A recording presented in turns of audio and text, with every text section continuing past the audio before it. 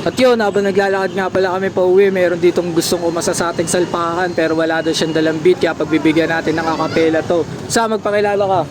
Yup, ako nga pala si Kevin, taga-Gagalangin Fondo. Dumadayo ko rito para mag-rap, para pabigyan pambaon sa school.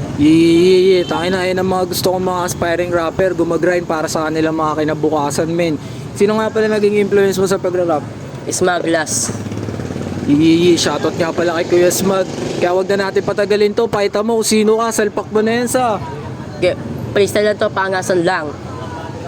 Humanda ka na ungas pag ako ang lalabas. Pare maliit ka pa sa butil labigas. Para bang nilampaso kita sa labas. Mga bobong tampalasa, sali sa pinasa. Pulka sa akin pare para batang hinarasa. Beka pa ungas para malaman ng lakasa. Kaling makapasa, kapasarehas. Malatore ang taas, kaya di mo mapitas. Binagbog na kita, mahin masaka pa rin. Dito pi, na ako ikaw di ba? Lo pa rin, titirahan mo ako. Bakit di mo magawa? Yan ang hirap sa iyo, puro ka naman dada. Mga bobong, asan nang hindi na nahiya. Ikaw lang ang nagarap pag nagrap nakadapa.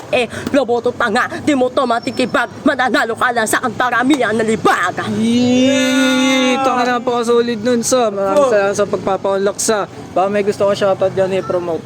Shoutout sa'yo, kaya God Sam, Ken Kali. Alam mo na naman tuloy sa akin. Ako na naman yung batang Smaglas, blind rhyme. Tangin na solid nun sa. Kaya tangin na nabibilib talaga ako sa mga kabataan na malalakas ang loob para pumasok sa gantong industriya. Kaya sana matulungan niya ang tropa natin sa kanyang pag-aaral. Yun lang. Salpak TV, alam mo na yan. Peace out.